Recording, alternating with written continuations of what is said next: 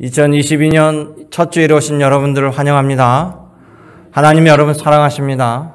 하나님 여러분을 복 주십니다. 그 마음을 품고 우리 좌우 옆에 분과 서로 인사하겠습니다. 하나님 여러분을 사랑하십니다. 축복합니다. 은혜 받기를 원합니다. 우리 2022년에도 우리 모든 믿음의 교우들이 주님과 함께 동행하며 흔들리지 않는 믿음으로 나아가시기를 주님의 이름으로 축원합니다. 오늘 요한복음 16장 말씀은 주님께서 제자들에게 마지막 당부와 같은 말씀인데요.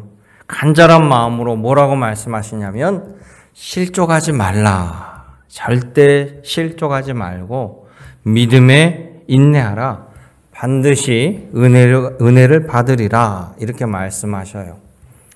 실족한다라는 것은 말 그대로 지금 있는 이 자리에서 다른 길로 발을 헛디는 겁니다. 그 말은 지금 이 자리가 복되고 은혜의 자리인데 실족하여서 잘못된 길로 죄의 길로 들어선다라는 것이에요. 안 좋은 상태로 빠지는 것이죠. 그러면 제자들에게 왜 예수님께서는 너희는 실족하지 말라 이런 간절한 마음을 담아서 말씀하셨을까요? 그 이유는 이겁니다. 지금 예수님은 조만간 몇 시간 뒤에 붙잡으셔서 십자가에 돌아가 죽으셔요. 예수님께서 이미 내가 십자가에 돌아갈 것이다, 죽을 것이다 라고 말씀하셨어요. 그러니까 예수님이 십자가에 처형되니까 사람들은 죽으면 끝이라고 생각하잖아요. 가장 죽음이 두려운 것이에요. 생명은 살려는 것이 본성인데 지금까지 절대적으로 의존하고 3년 동안 따라다녔습니다. 많은 가르침을 받았고 은혜를 입었어요. 자기의 가진 모든 것을 버려두고 예수님의 제자로 달려왔는데 예수님이 십자가에 죽으시면 더 이상 제자로서 존재하지 못한다라고 생각한 겁니다.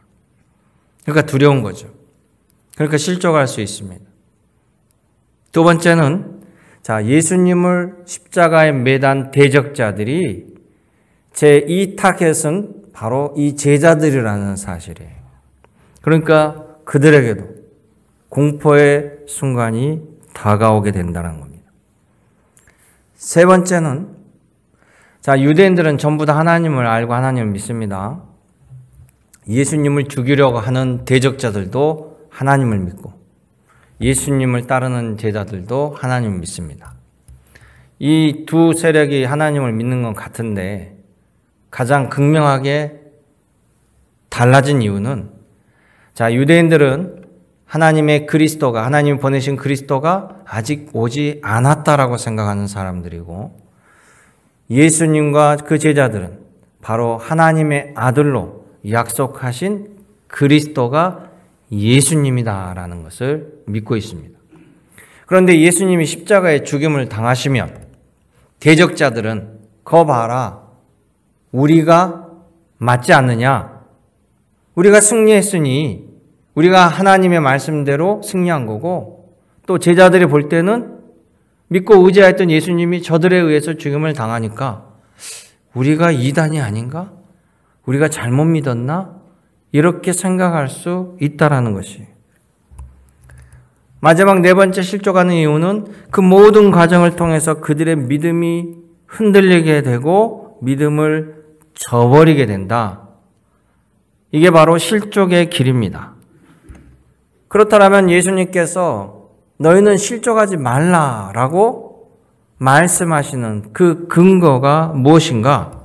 바로 그것이 요한복음 16장에 주님께서 하나하나 자세하게 가르쳐 주시는 거예요. 내가 십자가에 못 박히지만 결국 누가 최후 승리자인지 누가 최후의 기쁨을 얻을 자인지 너희에게 알려주시마. 바로 16장의 말씀이에요. 예수님의 말씀은 저와 여러분 바로 예수님의 제자로 살아가는 우리들에게 주시는 주님의 말씀입니다. 주님의 말씀 한마디 한마디가 그래서 위로가 되고 소망이 되는 거예요. 소망 되시는 예수님을 붙잡고 2022년 주님과 함께 동행하며 승리자의 삶을 살아가시기를 주님의 이름으로 축복합니다. 구체적으로 주님의 말씀으로 들어가 보면요. 첫째, 우리가 실족하지 말아야 될 그 이유가 바로 주님께서 제자들을 보호하시는 보혜사 성령님을 보내주신다는 거예요. 그래서 예수님은 말씀합니다. 내가 가는 것이 유익하다. 내가 죽는 것이 너에게 유익하다. 내가 죽음으로 말미암아 아버지 곁으로 가므로 말미암아 너희를 지키고 보호할 보혜사 성령을 보내주시겠다. 이게 1절에서부터 13절의 말씀이에요. 그러면 보혜사 성령님이 오셔서 무엇을 하시는가?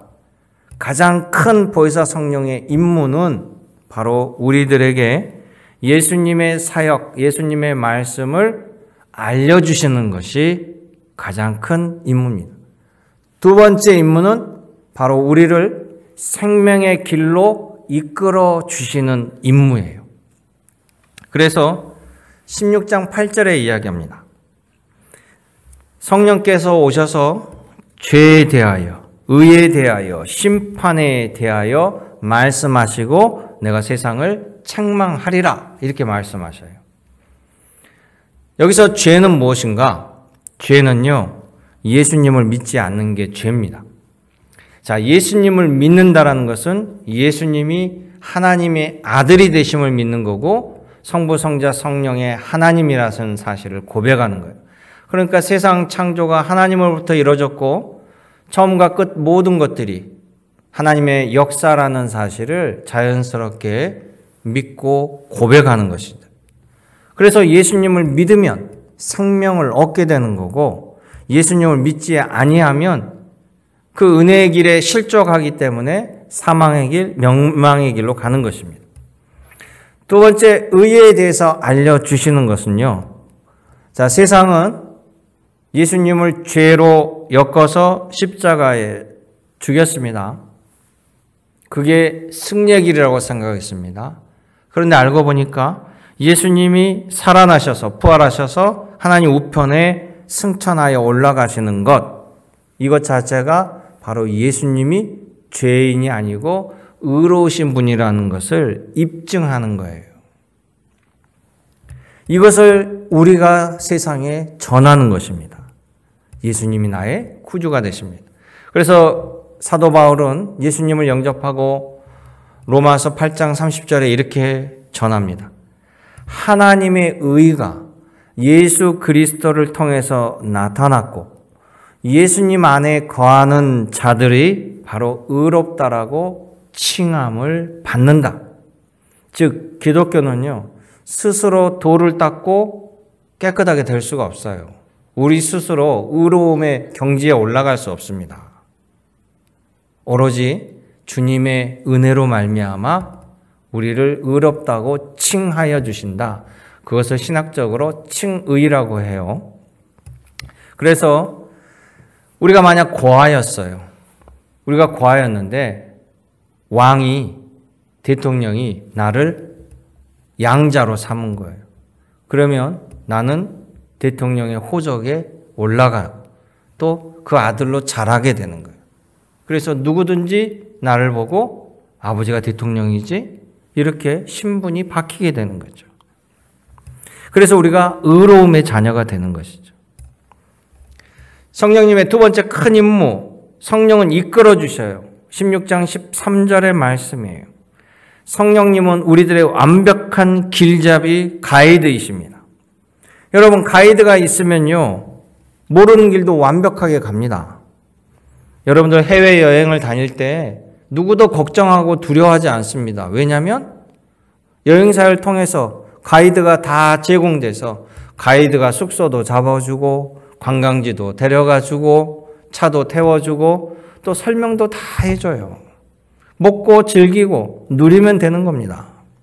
우리가 험준한 산을 올라갈지라도 길을 잃지 않고 목적지에 도달할 수 있는 것은 가이드만 있으면 되는 것이에요. 그래서 성령을 부인하거나 회방하면 용서받지 못한다라고 성경에 기록한 이유는 성령님을 회방하는 것은 하나님께서 가장 중요하게 여기시는 우리를 보호하고 인도하시는 생명 구원의 길을 막아버리는 것과 마찬가지예요. 성령을 해방하는 것은. 그러니까 하나님의 일을 못하게 막아서는 자가 되죠. 그래서 성령을 해방하는 자는 사하심을 받지 못한다라고 성경에 기록하고 있어요. 또한 여러분 한 가지 꼭 기억할 것은요. 성령님은 오셔가지고 하나님과 예수님이 주신 성경 말씀 위에 새로운 말씀을 가르쳐 주는 것이 절대 아닙니다. 이미 우리에게 주셨던 말씀을 성령이 오시면 다시 생각나게 하시고 기억나게 하시고 우리를 붙잡아 주시는 거예요. 13절에 보십시오. 진리의 성령이 오시면 오직 들은 것을 말하며 누구에게 들은 거예요? 하나님과 예수님에게 들은 것을 말씀하시고 우리에게 알리시리라. 14절에도 내 것을 가지고 너희에게 알리시리라. 내 것은 예수님입니다. 내 것을 알리리라. 15절에도 내 것을 너희에게 알리시리라. 그러니까 여러분 성경 말씀이 없는 특별 계시를 받았다는 사람들 여러분 조심해야 돼요. 하나님의 말씀, 성령의 말씀은 성경 말씀을 벗어날 수가 없습니다. 그래서 꼭 특별 계시 받았다는 사람들이 대부분 교주예요, 교주. 성경을 뛰어넘는 자신만이 특별한 말씀을 받았다. 검증이 일어나지 않습니다. 이미 주님이 주신 말씀, 그 말씀을 성령께서는 우리가 붙잡고 기억나고 실족하지 아니하게 인도하신다라는 거예요. 또 부족한 부분을 깨우쳐 주시죠. 예수님의 수제자 베드로는요. 성령을 받은 다음에 복음을 전합니다. 복음을 전하는데 그때만 해도 유대인들에게만 복음을 전해요. 이방인들은 구원 받을 자격이 없다라고 베드로도 잘못 생각하고 있었어요. 그런데 베드로가 기도 중에 성령께서 환상 가운데 가르쳐 주십니다. 이제 더 이상 구약 율법에서 제한하는 그런 음식 가릴 필요 없다. 내가 다 깨끗하게 했으니 먹으라. 이렇게 환상을 주시는 거예요. 그렇게 환상을 주신 이유는 바로 이 베드로를 통해서 이방인 사람, 그것도 압제자였던 로마 군대 고넬료, 군대 장관, 그 장교 고넬료에게 복음을 증거하라는 하나님의 뜻이 담겨져 있었습니다. 그래서 고넬료에게 복음을 전하자 고넬료가 이방인 최초로 세례를 받는 그리스도인이 되고 그에게 성령이 임하셨다라는 사실이에요. 그래서 베드로가 주님의 구원은 이제 유대인이 아닌 모든 사람들에게 동일하게 역사하는 은혜구나라고 기억했습니다. 여러분 구약에서 보면 구약에서도 성령 하나님이 계셨어요. 창세기 때부터 함께 세상 창조 때부터 성령의 하나님이 함께 계셨습니다. 그런데 구약에 나타난 성령님의 활동은요. 하나님의 일방적인 선택에 선택적으로 임하셔서 하나님의 일을 합니다. 즉 기드온에게 임하셔서 그를 사사로 세우고 이스라엘을 건지게 한다든지 엘리야에게 임해서 하나님의 입술이 되게 하고 하나님의 말을 전하게 하는 능력의 선지자가 되게 한다든지 또 사울에게 임하셔서 그를 선지자처럼 하나님 말씀을 전하게 하고 왕으로 세운다든지. 그런데 예수님 이후에는 성령님의 역사가 다른 형태로 달라집니다. 그 뭐냐면 바로 예수 그리스도를 구주로 영접하고 믿는 자들에게 모든 믿는 자들에게 성령님이 임하시는 거예요. 사도행전 2장 38절에 베드로가 이렇게 얘기합니다. 너희는 회개하여 각각 예수 그리스도의 이름으로 세례를 받고 죄 사함을 받으라. 그리하면 성령을 선물로 받으리니. 아멘. 예수님을 구주로 고백하는 모든 자에게 성령이 임하신다는 사실이에요. 그러니까 여러분 가운데 성령님이 나와 함께 하시는가 모르는 사람, 제가 늘 얘기하잖아요. 예수님을 구주로 고백할 수 있으면 성령님의 역사입니다. 여러분 같은 집안에서도 한 부부 가운데서도요. 예수님을 구주로 고백할 수도 있는 사람과 고백할 수 없는 사람. 이게 자신의 뜻과 의지로 되는 게 아니에요. 성령님이 역사하는 자에게는 그래서 믿음의 자녀가 되는 겁니다. 하나님의 선택받은 백성이 된다라는 것이죠. 그러기에 여러분 올 한 해도 여러분 안에 역사하시고 말씀하시고 인도하시는 성령님의 인도하심을 잘 따르시고 오로지 주의 말씀을 사모하시면서 그 말씀을 사모하며 순종하며 하나님이 부어주시는 분복을 누리는 여러분 되시기를 주님의 이름으로 축복합니다. 두 번째, 제자들이 실족하지 말아야 되는 그 이유는요, 예수님께서는 나는 죽으나 다시 살아나는 부활이 있기에 실족하지 말라는 겁니다. 자, 16절의 말씀을 보면요, 정말 수수께끼 같은 말씀을 하셔요. 그 당시에 예수님께서 분명히 십자가에 죽으시리라 나를 파는 자가 있다라고 말씀했습니다. 예수님이 돌아가신다라는 그 말이 얼마나 제자들에게 충격적이었어요. 믿음의 근간이 흔들린 이야기죠. 그러니까 베드로도 예수님 죽으시면 안 됩니다. 왜 죽으십니까? 라고 말렸잖아요.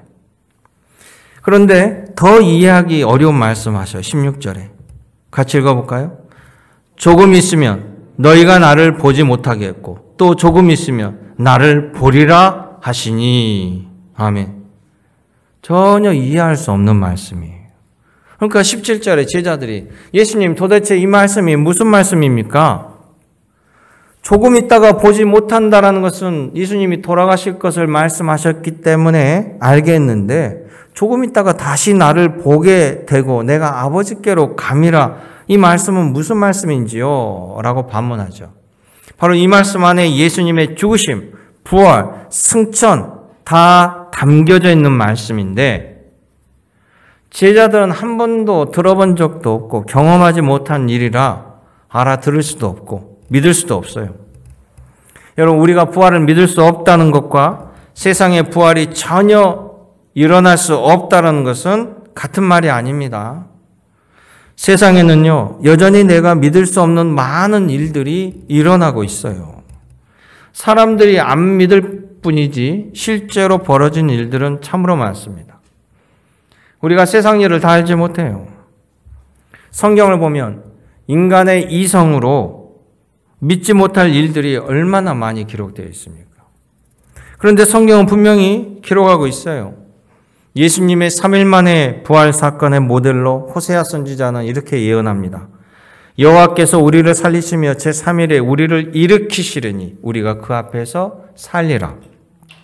또 요나서를 보면요, 요나라는 사람은 예수님 하나님의 말씀을 처음엔 어기고 듣지 않고 바다로 갔다가 큰 물고기, 고래 같은 물고기에 잡혀 먹어요. 근데 어떻게 물고기에서 3일 동안 살 수가 있습니까? 근데 그가 3일 만에 살아 돌아와요, 물고기에서. 그리고 하나님의 명령대로 니느웨 성에 가서 복음을 전합니다. 믿기 어렵죠. 엘리야 선지자가 보면요, 엘리야 선지자는 죽지 아니하고 불마차를 타고 하늘로 승천해요. 그러니까 어떤 학자는요, 신약 성경에서 예수님의 기적 사건은 믿기 어려우니까 다 빼버리자. 그래가지고 예수님이 바다 위 무리를 걸으시는 거, 물로 포도주를 바꾸는 거, 나사로를 살리는 일, 예수님의 부활을 다 빼버리고 사람 머리로 이해된 것만을 받아들였습니다. 그러면 복음서에서 예수님의 기적 사건을 다 빼버리면 도대체 예수님의 무엇을 믿는다라는 것이에요. 내가 선택적으로 믿는 믿음은요, 하나님의 역사를 믿는 것이 아닙니다. 그래서 요한계시록에 보면 이런 말씀을 해요. 만일 누구든지 이 책의 예언의 말씀에서 제하여 버리면 하나님이 이 책에 기록된 생명나무와 거룩한 성에 참여하는 일을 제하여 버리리라. 신명기 4장 2절에 보면 너희에게 명령하는 말을 너희는 가감하지 말고 내가 너희에게 내리는 너희 하나님 여호와의 명령을 지켜야. 하나님의 말씀이에요. 그러니까 우리 뜻대로 이 말씀은 나에게 유익하니까 지키고 저 말씀은 따르지 않고 옳지 않다라는 것입니다. 여러분, 예수님의 부활을 믿지 못하면요. 예수님의 부활을 또한 받아들이지 못하면 우리는 예수님의 제자가 될 수 없습니다. 예수님의 부활이 없으면 기독교의 존재 이유가 사라지는 거예요. 기독교는 부활하신 예수님을 믿는 종교입니다. 그래서 믿음이 필요해요. 머리로 이해하고 받아들이는 것이 아니라 말씀대로 믿는 믿음으로 받아들이는 것입니다. 그러니까 예수님이 돌아가시는 게 제자들에게는 가장 큰 걱정인데, 예수님이 살아 돌아오신다라면 뭐가 걱정이겠습니까? 예수님이 그 말씀하시는 거예요. 지금 말씀하시는 이 말씀 이후에 불과 몇 시간 후에 이제 예수님은 겟세마네 동산에 가셔서 저기 사진처럼 그림처럼 마지막 기도 후에 붙잡히셔요. 그러니까 3일만 참으면 돼. 예수님 말씀 듣고 3일만 믿어보고 인내하고 기다려보면 되는데요. 그걸 못 기다려요. 말처럼 쉽지 않습니다. 그래서 예수님이 이 말씀을 주시고 겟세마네 동산에서 기도 후에 붙잡히시자 이 제자들이 다 도망가 버려요. 그 3일도 못 참아요. 그럼에도 불구하고 예수님은 부활하셔서 이 제자들에게 찾아오셔서 당신의 부활의 모든 것을 보여주셨습니다. 예수님이 부활하셨다는 것은 바로 예수님이 전능하신 하나님이라는 사실, 우리가 전능하신 하나님의 제자라는 사실을 보여주신 거예요. 그러게 사랑하는 성도 여러분, 여러분들이 예수님의 제자들보다 훨씬 유리해요. 왜냐하면 그들은 몰랐습니다. 그런데 우리는 예수님의 부활 승천 이후를 살고 있기 때문에 이 모든 일이 말씀대로 일어났다라는 것을 우리는 알고 있고 보고 있고 믿고 있다라는 사실이에요. 사랑하는 성도 여러분, 끝까지 주님을 믿으며 실족하지 않기를 원합니다. 여러분 모두가 살아도 주를 위해 살고 죽어도 주를 위해 사는 길이 바로 제자의 길이, 그 길에 당당히 나아가시길 원합니다. 부활은 예수님에게만 국한되는 것이 아니라 우리에게 일어날 미래라고 주님께서 약속해 주셨습니다. 부활이 나에게도 현실이 된다는 사실을 결코 잊지 마시고 최후 승리자 되시는 주님과 함께한 여러분 되시기를 주님의 이름으로 당부드립니다. 마지막 세 번째 말씀은요, 그러기에 예수님께서 최후 승리자가 되기 때문에 믿음을 저버리지 말라, 실족하지 말라라고 주님께서 신신당부하시는 거예요. 오늘 본문 우리 봉독자가 끝까지 읽지 않았지만 여러분 집에 가셔서 22절부터 33절까지 다시 한번 읽어보세요. 자, 거기 보면 예수님의 말씀이 집중적으로 나오는데요. 그 말씀을 읽어보면 조금 있다가 붙잡혀 죽으실 분의 말이 아니에요. 뭐라고 얘기하냐면 너희가 나로 인하여 기쁨을 얻게 될 것이다. 너희가 내 이름으로 하나님 아버지께 구하면 내 이름으로 주시리라. 죽을 분이 이렇게 얘기하는 거예요. 또 28절에 보면 아버지께서 나와 세상에 왔고 다시 세상을 떠나 내가 아버지께로 가노라. 죽임을 당하는 모습이 아닙니다. 32절에 너희가 나를 버리고 다 각기 제 곳으로 흩어지나 그리고 나를 혼자 둘 때가 오나니 벌써 왔도다. 그러나 나는 혼자가 아니고 아버지와 나와 함께 하시느니라. 33절 그러니 평안하라. 너희가 환난을 당하나 담대하라. 내가 세상을 이겼노라. 할렐루야. 예수님을 붙잡아 죽이고자 했던 또 십자가에 매달았던 대적자들의 입장에서 보면요, 예수님은 참으로 현실 인식을 못하는 사람처럼 보일 거예요. 빌라도 총독이 묻습니다. 너가 유대인의 왕이냐? 예수님께서 그렇다라고 했어요. 그렇다면 너의 나라는 어디 있느냐? 내 나라는 보이는 나라가 아니다. 빌라도가 그걸 이해하겠습니까? 이 사람 좀 이상한 사람 아니야? 아마 제자들도 그랬을 거예요. 제자들도 앞길을 아직 알지 못하니까 예수님이 이렇게 말씀하시는 것은 두려워서 실성을 하셨던지 과대망상 증상이 있는 것이 아닌가 할 정도예요. 그런데 지금 예수님의 말씀은 대적자들에 의해서 어쩔 수 없이 십자가에 죽으시는 모습이 아니라 하나님의 스케줄에 따라 움직이고 있다라는 뜻이 담겨져 있다는 것이죠. 여러분, 과대망상이라는 것은요, 자기 머릿속의 상상이 현실에 일어날 수 있는 일이 아닙니다. 현실 그대로 일어나면 이건 과대망상이 아니죠. 근데 예수님이 과대망상 환자입니까? 뒤에 결과를 보면 극명하게 나타납니다. 예수님의 말씀 그대로 일어났다는 사실이 우리가 예수님의 말씀을 믿는 이유입니다. 예수님의 말씀 한마디로 빈말이 아니었어요. 죽음에서 살아오셨고 누구도 이길 수 없는 사망 권세를 이기시고 승리자로 돌아오셨습니다. 그러니까 부활의 첫 열매가 되는 거예요. 누구도 사망 권세를 이길 수 없는데 주님이 가서 사망 권세를 다 평정하고 오신 거예요. 그러니 우리도 사망 권세를 이기고 부활의 은혜로 누릴 수 있는 것이죠. 그러게 예수님이 내가 세상을 이겼노라. 할렐루야. 여러분, 주님이 승리자 되십니다. 제자들은 승리자의 제자가 되는 것이에요. 바로 여러분들입니다. 믿으시기 바라요. 그래서 우리 하나님은 구약에 보면요, 백전백승의 승리 하나님이셨어요. 하나님은 한 번도 실패한 적 없습니다. 그 하나님을 경험한 사람들이 하나님의 별칭을 붙여요. 그것이 바로 여호와 이레, 여호와 니시, 여호와 샬롬. 여호와 이레는 뭡니까? 우리 하나님이 나의 모든 것을 준비해 주셨네. 우리 하나님은 준비하신 하나님입니다. 그게 여호와 이레예요. 여호와 니시, 전쟁은 누구의 것? 하나님의 것. 그러니까 승리는 하나님의 것. 그래서 승리자 되시는 하나님, 이게 바로 여호와 니시예요.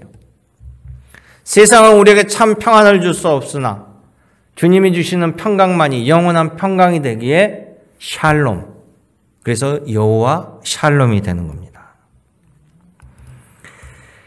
고대 이스라엘은요, 전능하신 하나님을 믿는 민족이었어요. 그때 당시에 각 민족들마다 다 자신들이 섬기는 수많은 잡신들이 있었습니다. 실제하지 않는데 그들이 신이라고 우기면서 섬기는 거죠. 그런데 이 이스라엘이요, 마르둑이라는 신을 섬기는 바벨론 제국에 의해 멸망당합니다. 그러니까 승리한 바벨론 제국은 우리 신이 훨씬 강하지. 그러니까 이스라엘을 무너뜨리고 여호와 하나님의 신은 힘이 없는 걸로 보이는 거죠. 바벨론 제국은 자기네들이 승리하고 자기네 신이 위대하다라고 그렇게 여겼습니다. 자축했어요. 그런데 놀랍게도요, 이 바벨론 제국이 이스라엘을 무너뜨리기 150년 전에 아하스 왕 때 활동했던 이사야 선지자에게 하나님의 예언의 말씀을 주셔요. 뭐라고 주시냐면 이사야서 13장 이후에 보면요, 메대 사람을 내가 충동하여 그들을 치게 하리니 바벨론이 하나님께 멸망당한 소돔과 고모라 같이 되리라. 내가 바벨론을 매처럼 들어서 이스라엘을 때리나 회개치 않는 바벨론을 내가 멸망케 하여서 이 이스라엘이 다시 돌아와 성전을 세우게 하리라. 그 일을 고레스가 하리라. 이렇게 기록되어 있어요. 근데 바벨론 제국을 멸망시킨 나라는 바사 제국이라고 하는데, 일반적으로 엄밀히 따지면 메대라는 나라가 있었습니다. 이 메대와 바사는 서로 장인과 사이 관계예요. 두 나라가 나중에 합병을 해요. 그러니까 바사와 메대가 연맹을 맺어서 연합전선을 해서 바벨론 제국을 무너뜨리고, 그리고 바사 제국이 되면서 바사 제국의 왕 고레스가 이스라엘 백성들 너희 땅에 돌아가도 좋다. 성전을 다시 세워도 좋다. 바벨론이 너희 성전을 무너뜨리고 약탈한 모든 성전 기물을 가져가도 좋다. 이 허락한 게 바로 바사 제국의 왕 고레스예요. 그런데 이미 150년 전에 예언서에 고레스라는 이름이 똑똑하게 나옵니다. 고레스는 나의 목자요. 바벨론은 바사 제국에 의해 멸망당할 것이다. 이렇게 했습니다. 여러분 놀랍죠? 과연 누가 세상의 주인이십니까? 누가 승리자가 됩니까? 바벨론 제국입니까? 바사 제국입니까? 아닙니다. 여호와 하나님이 승리자 되시는 거예요. 그 요한복음 16장 32절에 예수께서 내가 혼자 있는 것이 아니라 아버지와 나는 하나이니라. 아버지와 나는 함께 있느니라. 할렐루야. 그래서 우리는 성부, 성자, 성령 삼위일체 하나님을 믿는 겁니다. 하나님께서 승리자라는 것은 예수님도 승리자가 된다는 말씀이에요. 그렇게 33절에 주님께서 당당하게 말씀합니다. 너희가 환난을 당하나 담대하라. 왜? 내가 세상을 이겼노라. 할렐루야. 예수님께서 여러분 결국 여러분과 함께 하시기에 여러분은 승리를 누릴 수 있는 거예요. 소망으로 인내하는 자 하나님의 영광을 반드시 보게 됩니다. 그러나 두려워 떨며 인내하지 못하고 믿지 못하는 자 실족하게 되는 거예요. 여러분 출애굽 백성들 실족하는 자 젖과 꿀이 흐르는 가나안 땅에 들어가지 못했습니다. 그러나 믿음에 서 있는 자 그 땅을 밟았습니다. 여러분들도 하나님 안에 소망, 예수 그리스도 안에 소망과 약속을 바라보시고 그 결실을 누리시기를 주님의 이름으로 축원합니다. 어제나 오늘이나 같은 날처럼 보이지만 여러분 그렇지 않아요. 어제는 과거입니다. 우리에게는 오늘 새 날이 열렸습니다. 바로 오늘은 2022년 첫 주일입니다. 하나님께서 역사하시고 하나님께서 열어놓으신 여호와 이레의 날, 우리 하나님께서 준비해 놓으신 새로운 날들이 기다리고 있습니다. 2022년 모르는 길을 가는 것이 아니라 우리의 길잡이가 되시는 성령님과 함께 예수님과 함께 평강과 기쁨을 누리며 승리자의 자녀로 살아가시기를 주님의 이름으로 축원합니다. 참 좋으신 아버지 하나님, 저희들 삶 위에 언제나 함께 하셔서 2021년 코로나 가운데서도 오늘 여기까지 에베네셀로 인도하여 주심을 감사드립니다. 2022년 주님만을 바라보며 주님과 동행하며 나아가오니 아버지 하나님 하늘의 힘과 지혜와 능력으로 역사하여 주시옵소서. 언제나 함께 하신 우리 구주 예수님의 이름으로 기도드렸나이다. 아멘.